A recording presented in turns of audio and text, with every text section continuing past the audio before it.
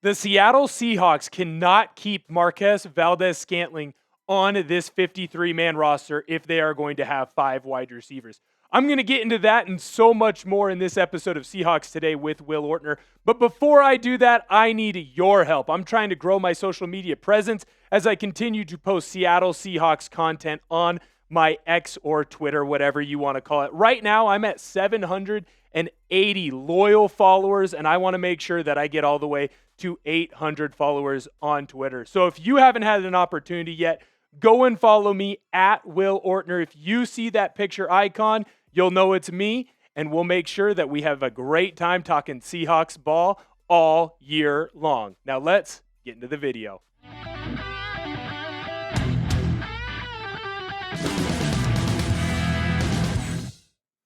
All right, now my reasoning for why MVS cannot make this roster is because it's not really up to him. It's the way that the younger players have played in this wide receiving core. I feel like when you look at MVS, he's an aging wide receiver known for his speed, and there is some value in going and looking at the younger, not necessarily more talented players, but players that are more versatile for this Seattle Seahawks ball club. Now look at the depth chart, right? Starting off the year early on, MVS was originally in that wide receiver 3 position. So it made sense. Of course, you got a Kubiak offense. MVS did great in New Orleans, right? You can continue to build on the successes that he's had before. But Torrey Horton's already gone out and in this training camp beat him out for that wide receiver 3 position. Now, when you look at the Seahawks roster and the plan for running the football all dang year long, there doesn't make a lot of sense in the Seahawks keeping 6 wide receivers. So if they're going to keep 5 wide receivers, you need some players that work around in a variety of different ways. So when I look at MVS, a guy who only is a deep play threat and is a punt returner, kick returner, but you're not using him right now because you're using Torrey Horton instead, I have to compare him to Jake Bobo and Derek Young, and is he going to be able to make the roster when those guys do more things? Look at Jake Bobo. He had a great game against Kansas City in the preseason Week 2 game. He had 2 catches, 2 touchdowns, and he even returned a punt return and a kick return, I believe. Now, don't get me wrong. Jake Bobo's not going to go out there and be your kick returner or your punt returner. But he is someone that you can use on kickoff. You can use him on kick return. You can use him on punt. You can use him on punt return, right? There's a variety of different spots that you can use him in this offense. He's already shown that he's a willing blocker. He wants to put his body on the line. And I can't mention this enough, he is a younger player.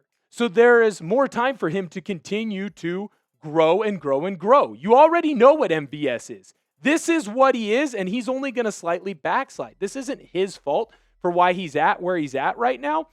I don't think MVS has had a bad camp compared to Jake Bobo. I just think that Jake Bobo's camp has been good enough to beat out MVS. Now you look at that final roster spot, and I'm looking at Derek Young. Another stellar performance against the Kansas City Chiefs in that second preseason game. He had a couple of big catches in that ball game. He was moving down the field. Another big, strong, physical wide receiver, not afraid to get into the action and block. Now, MVS has shown over his career, look, he's not the greatest blocker of all time. He's serviceable. He's fine. But again, he isn't built the same way that Derek Young is built. He's not even built the same way that Jake Bobo's built.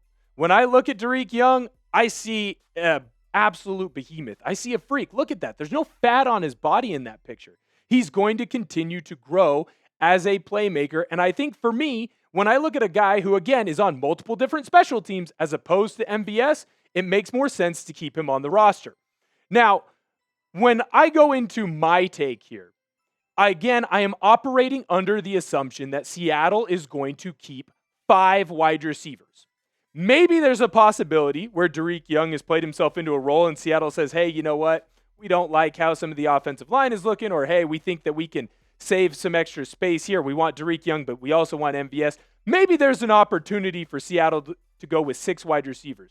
But in my eyes, when you are a team and you want to run the football all game long, especially with how this offensive line has looked in training camp and in your first 2 preseason games, there is no reason whatsoever, if you are going to do a 5 wide receiver depth chart, to have MVS with that squad. Plus, you can keep White or White the third on your practice squad as well.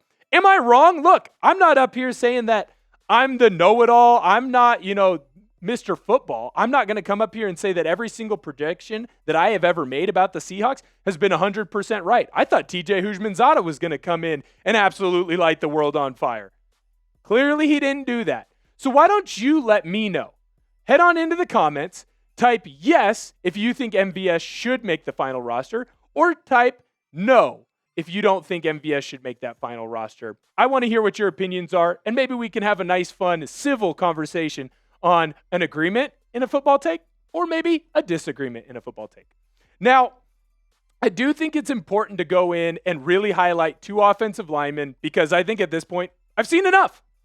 I already know in my heart of hearts that I think Anthony Bradford and Jalen Sundell should be the starters heading into that week 1 game against the San Francisco 49ers. Now, I'm going to specifically highlight Sundell here because some of it is he's played well enough to earn the spot. Some of it isn't, just with Oluwatimi battling some different injuries. But I feel like there's already a chemistry between Sundell and his left guard, Gray Zabel, because they both played football together at North Dakota State. They're both Bison, right?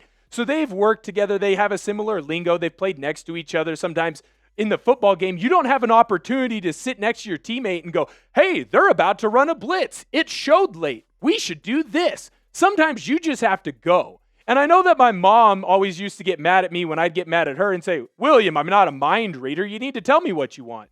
Sometimes you do have to be a mind reader. When I look at this Seattle Seahawks offensive line, obviously this is an older depth chart where right now Oluwatimi is the starter, and that's what he came into training camp as. I think that Jalen Sundell has surpassed him, and I think he will be the starting center. Now, for Olu, it's not entirely his fault. I don't think he's played that bad because, again, he hasn't played right now. He's dealing with that back injury, and when you miss multiple weeks with a back injury on that offensive line, you're not building up that chemistry. It's not like Olu was a long-time, multiple-year starter, right? Like, he's only got, a handful of starts under his belt. I don't believe he's even to double hand digits there. I can still count up the amount of starts that he's had as a starter for the Seattle Seahawks. And so to me, when you miss that amount of time and your backup is playing at the elite level that Sundell is playing at, I mean, look at the Kansas City Chiefs all-22. He kept getting to multiple linebackers on those reaches, absolutely springing Charbonnet and Helani for some of their big runs. I just don't believe that Oluwatimi is going to be able to come back from that back injury and in less than 2 weeks beat Sundell out with the way that Sundell has been playing. When I look at Gray Zabel next to Sundell, I do think that there is that added bit of chemistry. Now, I want to talk a little bit more about the right guard position. And I want to put my hand up as a offensive lineman, former big guy. I apologize to Anthony Bradford. I went into this year and I said, there is no way that you can let him be the starter. And I don't think that I'm alone there with a lot of other Seattle Seahawks fans. And you can go in and lie right now in the comments. I've seen your comments. I know what you said about him because I said the same freaking things, right? He had a lot of mistakes last year, cost the Seahawks a couple games, right? A lot of holding penalties, a lot of mistakes in pass pro, letting players get back after the quarterback, a lot of missed blocks that stopped runs that could have gone for a long way. And this year, he's completely changed that. He was rated out as the top Seattle Seahawks offensive lineman in PFF with a grade over 90. Over 90. That's unheard of in NFL football. Frankly, that's unheard of in football in general. So to me, Anthony Bradford, I'm sorry to Christian Haynes, has completely beat you out, and he earns the starting spot at that right guard position. Do you love the Hawks? Do you want more Seahawks coverage by a real fan? Hey, hint, hint. I'm talking about myself. I'm a little bit of a narcissist, but that's okay. You're going to want to make sure that you subscribe to the channel. I've got content coming out daily. Shoot, some days I got content coming out every couple of hours because I want to make sure that you are up to date with all the latest news and information when it comes to our Seattle Seahawks and that you're getting accurate and representative takes from a true Seattle Seahawks fan. Look, I'm going to inform you, but I'm also going to entertain you, and I have no issues commenting back and forth if you want to have a conversation about the Seattle Seahawks. So, this is going to be a big rumor mill in basically 31 of the NFL franchises right now. Should we trade for Trey Hendrickson? And if we are going to trade for Trey Hendrickson, What should the asking price be? Trey Hendrickson has obviously been a top edge rusher for the Cincinnati Bengals. He was one of the top, if not the top, sack getter last year in the NFL. He was the lone bright spot when it comes to that Cincinnati defense. And he's been going through contract negotiations. Shocker, shocker, Cincinnati's being cheap in that ownership room again. And they're not willing to pay him, frankly, what I do think he deserves and what he has earned. Now, I saw on X earlier today, there were a couple different accounts that were saying, hey, what should we give up to the Bengals to go and get Trey Hendrickson? When you look at what the Seahawks would probably have to give up and what Cincinnati wants, you're looking at possibly a young defensive player, and then you're looking at a top pick that would need to be moved on from to go and get Hendrickson. And I think if the Seahawks were in a Super Bowl window and they were one piece away, one game wrecker, one edge rusher, one game changer away, yeah, totally. Trade it. Trade Hall, trade Mafe, makes sense. Here's the thing.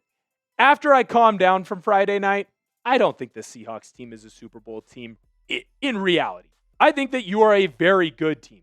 I think you're a team that has an opportunity to win the division.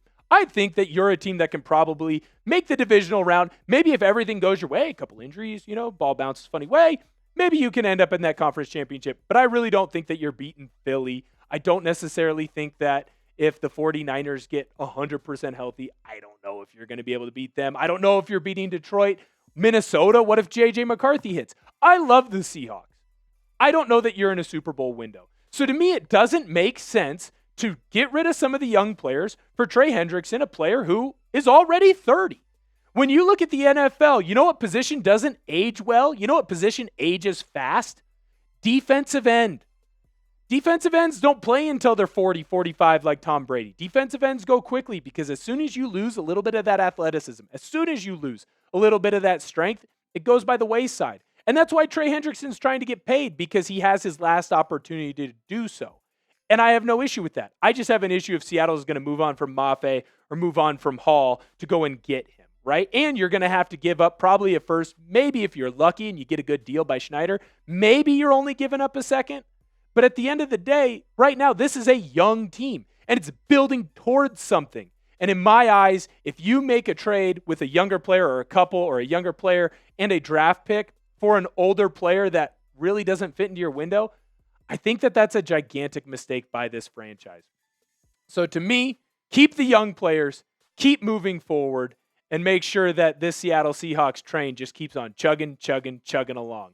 Make sure that you join us. You've done the hard part already. You've sat here and you've listened to my whole spiel and all my takes, and maybe you agree with me, maybe you don't, but you enjoyed the content that we had today and you enjoyed the video. You're going to want to make sure that you subscribe to this channel. I have videos coming out, just like I said, every single day, and I'm very accessible. If you are one of those Twitter followers, you can DM me. If you're subscribed to the channel, you can comment. I'm going to respond back to you, and I'm going to make sure, as long as it's civil and it's fun, we're having a nice conversation whether you agree with me or not. So make sure you smash that subscribe button. And again, thank you so much for tuning in to Seahawks Today, and we'll see you next time.